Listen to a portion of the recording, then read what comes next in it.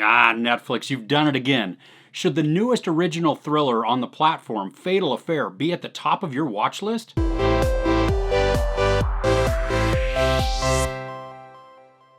A woman runs into an old friend who thinks their relationship should be way more than it is, and then becomes wildly obsessed with the thought of her. This stars Nia Long and Omar Epps, and Long is a very successful attorney, and Epps is a cybersecurity expert who is hired as a consultant by Long's firm. They knew each other in college, and then they begin to rekindle their friendship. This film shares a lot of the themes with Fatal Attraction, which it's hard not to draw that parallel to, but Fatal Attraction built a lot of tension, suspense, and fear. This is very predictable, and sometimes that's not a bad thing, but in this case, it just makes it lackluster and dull. The shocks in this are supposed to be suspenseful and twisty, but they fail every time. I mean, sometimes the plot points are broadcast so overtly and so clearly that it's almost insulting. The dialogue in this is pretty cringy at times, and it's hard to imagine that the actors weren't cracking up as they delivered these lines and had to do multiple takes. I mean, really, it is just such a waste of their skill. I mean, Long and Epps, they're doing the best that they can to try and salvage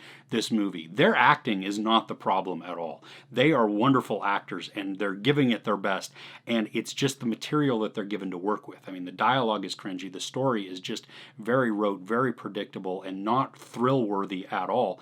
And then the direction is absolutely terrible. I mean, it just really wastes their talent and makes just awkward and stiff movements of the camera and of the actors. From about 9 minutes in, we've got the premise of the movie. We're pretty sure what's going to happen, but I was holding out hope that this was going to do something a little different, that maybe they were going to put a twist in there, or at least build a lot of suspense, a lot of tension, maybe even some urgency to what's going on, so that I am glued to my seat, so that it makes that 89-minute runtime really worth it. And 89 minutes is not a long time. That's a pretty short movie, but when it's boring and dull, it drags out and makes it feel way longer. One thing that I did like is that Omar Epps is able to channel a disturbed and obsessive individual. I mean, he makes the character convincing, even if the dialogue is terrible. And the filming quality of this came off more as like a really low-budget made-for-TV movie or a Lifetime special than something that maybe they put some money in. Now, maybe they didn't. Maybe Netflix just said, here's a little bit of money,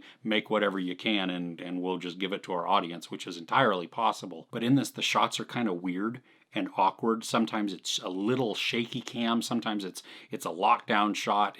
None of it is really consistent or making sense, but all of it really does feel like you're watching a soap opera or just some bad TV movie. Then they even throw in some unnecessary flashbacks to try and reiterate the dialogue that was just spoken, but really, I mean, the only reason you would need that brief little flashback scene is if you had fallen asleep because the movie's so boring. At least because the setting is Monterey and San Francisco area, the scenery is beautiful. I mean, it's just too bad that the movie gets in the way. I'm pretty sure the house that is used in Fatal Affair is the same one that Reese Witherspoon's character lives in Big Little Lies. I mean, the kitchen alone is, I'm pretty sure, identical. And that has nothing to do with anything, but I figured I'd point it out. The score is typically used to enhance the viewing experience. It's meant to move you along in an emotional way.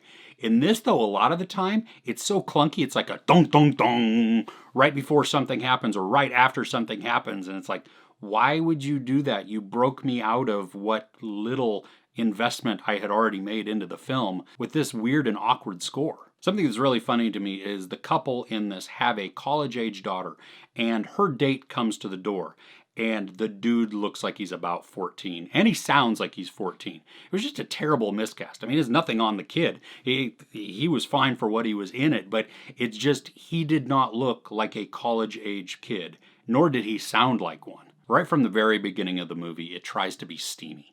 And it's just missing the mark completely. There's no romance at all that is built up in this. There's no sexual tension that is present. There's none of that. It's just kind of slapped together, and it comes across more as awkward than anything. And then I kind of had a problem with a little bit how they were almost glorifying sexual violence. You have this deranged person who uses others to satisfy his sexual desires about another person, which is kind of weird. So wow, Chris, that's a lot of negatives and not many positives. Yeah, the positives, Nia Long and Omar Epps. They're good. The other actors are decent as well. It has nothing to do with the actors' abilities. It's all about the script, the writing, the story, the direction. All of that just absolutely terrible. I mean, I watch the crap so that you don't have to. There is sex, maybe some brief nudity, profanity, and a lot of violence. I give Fatal Affair 1.5 out of 5 couches. So what's a good obsessive person type thriller that I should be watching? Can you recommend something to me in the comments below? If you enjoyed this review, please give it a like. Also, don't forget to share and subscribe. I'm Chris. This is Movies and Munchies. Thanks for couching with me.